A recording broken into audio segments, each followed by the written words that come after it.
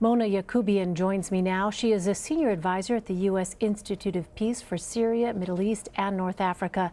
Thank you so much, Mona, for being with us.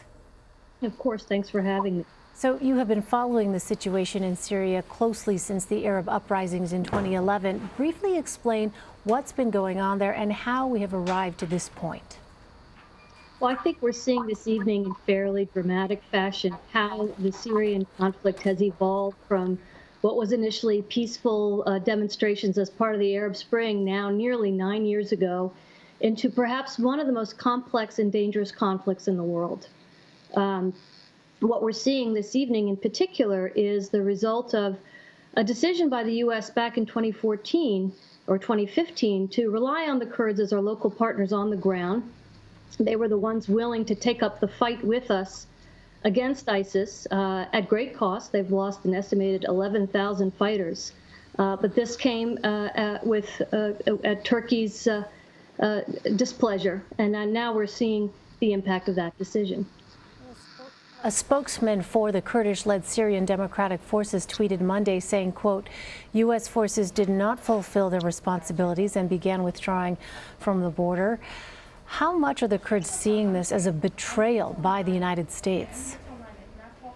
Well, I think the Kurds are understandably extremely disappointed in the U.S. for having taken such what appears to be a fairly precipitous decision to pull back, to leave them vulnerable to a Turkish incursion after so many years of partnering on the ground together. So, yeah, I think the Kurds are, at this point, extremely disappointed, angry, and absolutely have expressed a sense of betrayal.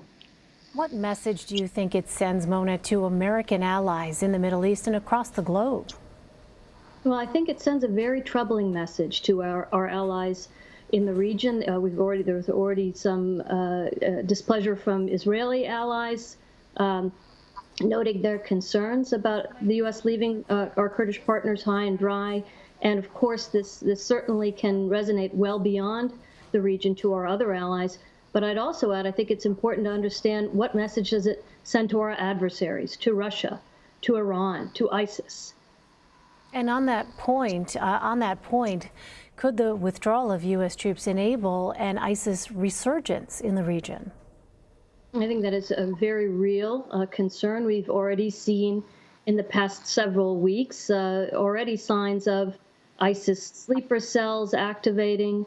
We rely on our Kurdish partners to guard a number of detention camps that hold an estimated 10,000 fighters, former ISIS fighters. And there's also a displacement camp that holds nearly 70,000 ISIS families, women and children, who fled the last ISIS stronghold. So there's quite a lot on the line this evening. Well, your group facilitated a report recently by the Syria Study Group that said the U.S. can't avoid or ignore the war in Syria. Explain why and how the U.S. troop withdrawal could affect any path to peace in the country. Well, I think the report makes a fairly compelling case about why Syria matters. We've talked already quite a bit about ISIS and the threat of an ISIS resurgence, but we also have to look to threats from Iran, which has also established itself militarily in Syria. There's also concerns about Russia. Syria is a place where there is also great power competition with Russia, and we shouldn't forget as well the humanitarian toll that this conflict has taken. The flows of refugees to the region, but also to Europe. And we've already seen, to some extent, how those refugee flows can be disruptive. Right, such global implications that we're talking about here. Mona Yacoubian, thank you very much, Mona, for sharing your perspective with us. Thank you. Thanks so much for having me.